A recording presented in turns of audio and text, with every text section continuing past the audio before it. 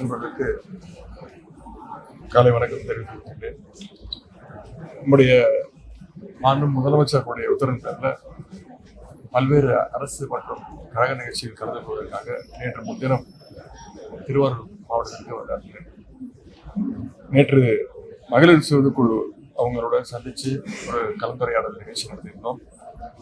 அதே போல நேற்று காலையில் மாற்றுத்திறனாளிகளுக்கான நலத்திட்ட உதவிகள் நிகழ்ச்சிகள், தாட்கோ உதவியுடன் கறவை மாடுகள் வழங்கும் நிகழ்ச்சி, கலைஞருடைய கனவு இல்லம் திட்டத்தின் கீழ் அதனுடைய பயனாளிகளுக்கு வீடுகள் ஒதுக்கீடு ஆணை வழங்குதல் நிகழ்ச்சி உள்ளிட்ட பல்வேறு நிகழ்ச்சிகளில் நேற்று கலந்து கொண்டிருக்கிறேன். அது மட்டுமல்ல, இந்த கலைஞர் ஸ்போர்ட்ஸ் கிட் வழங்கியிருக்கின்றோம். அதை போய் அந்த ஆய்வு செய்கின்ற அந்த பணிகளையும் மேற்கொண்டோம். மேலும் மகளிர் சுயக்குழுவினுடைய கோரிக்கையின்படி பழவனக்குடி ஊராட்சியை சேர்ந்தவர்களுக்கு உடனடியாக முதலமைச்சருடைய ஆணைக்கிணங்க உடனடியாக பட்டா வழங்கப்பட்டது. அதைத் தொடர்ந்து இன்று மாண்புமிகு அமைச்சர் நாடாளுமன்ற சட்டமன்ற உறுப்பினர்களுடன் மாவட்ட ஆட்சியர் அலுவலகத்தில் இன்றைக்கு இந்த மாவட்டத்திற்கான ஆய்வுக் கூட்டத்தில் ஈடுபட்டிருந்தோம். சட்டமன்ற உறுப்பினர்கள், நாடாளுமன்ற உறுப்பினர்களுடைய கோரிக்கையின்படி சாலைகள் அமைத்தல், புதிய சாலைகள் அமைத்தல், அங்கன்வாடி கட்டிடங்கள் கட்டுதல், வாய்க்கால் கல்வெட்டு கட்டுதல், பாலம் கட்டுதல், சமுதாய நலக்கூடம் அமைத்தல், அரசு மருத்துவமனை சீரமைத்தல் உள்ளிட்ட பல்வேறு பணிகளுக்கு ரூபாய் 80 கோடி ரூபாய் மதிப்பீட்டில் மேற்கொள்ளப்பட்ட பணிகளுக்கு உத்தரவிடப்பட்டுள்ளது. இவற்றில் மாவட்டம் முழுவதும் பல்வேறு சாலைகளை அமைக்க மட்டும் 50 கோடி ரூபாய் ஒதுக்கீடு செய்யப்பட்டுள்ளது. இவை தவிர திருத்துறைப்பூண்டி சட்டமன்ற உறுப்பினர் கோரிக்கையை ஏற்று திருத்துறைப்பூண்டி நகரில் நம்முடைய இளைஞர் நலன் மற்றும் விளையாட்டு மேம்பாட்டுத்துறையின் சார்பாக சுமார் 3.5 ஏக்கர் பரப்பளவில் முதலமைச்சர் மினி விளையாட்டரங்கம், சிறு விளையாட்டரங்கம், மினி ஸ்டேடியம் அமைக்க நம்முடைய முதலமைச்சர் அவர்கள் அனுமதி அளிச்சிருக்கிறாங்க. இது மட்டும் இல்லாமல் மேற்கூரையுடன் கூடிய நெல் சேமிப்பு கிடங்கு கூட அமைக்க பல்வேறு கோரிக்கைகள் வந்துள்ளன. அவற்றை எல்லாம் பரிசீலனை செய்து முதற்கட்டமாக ரூபாய் 18 கோடி மதிப்பீட்டில் 12,000 மெட்ரிக் டன் கொள்ளளவு கொண்ட மொத்தம் 3 சேமிப்பு கிடங்குகள் குடோன்கள் அமைக்க உத்தரவிடப்பட்டுள்ளன. திருத்துறைப்பூண்டியில வீரன் நகர் பகுதியில் வசிக்கின்ற நரிக்குறவர்கள் அவர்களுக்கு வீட்டு மனை பட்டா வழங்க வேண்டும் என்று கோரிக்கை வச்சிருந்தாங்க. உடனடியாக பட்டா தயார் செய்யப்பட்டது.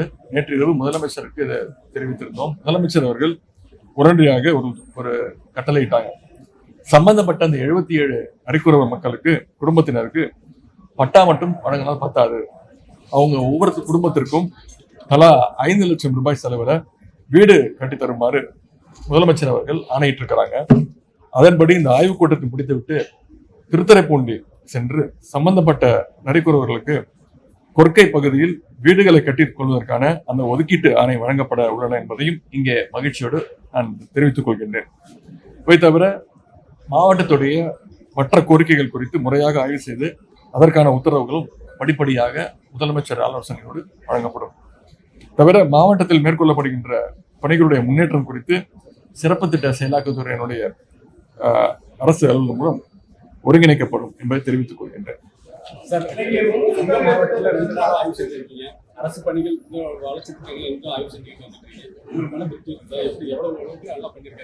நல்லா பண்ணிருக்காங்க. இது ஆக்சுவலா 2023 ஒரு வாட்டி வந்தேன் ஆய்வு பணிக்கு, 2024 வந்தேன், 2025 3வது ஆய்வு.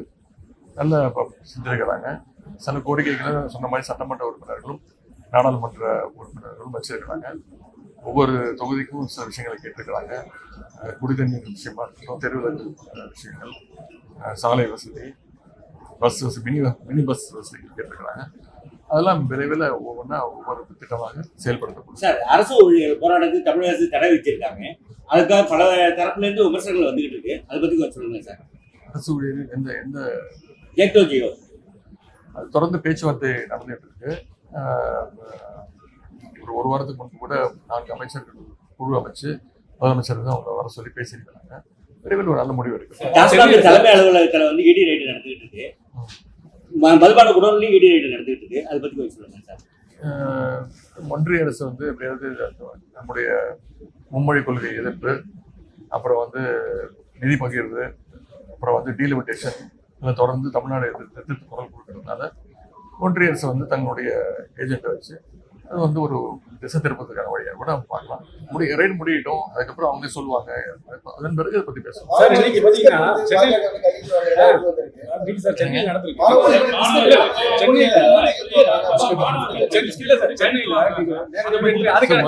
குழந்தைங்கிட்ட கைதை வாங்கக்கூடாது.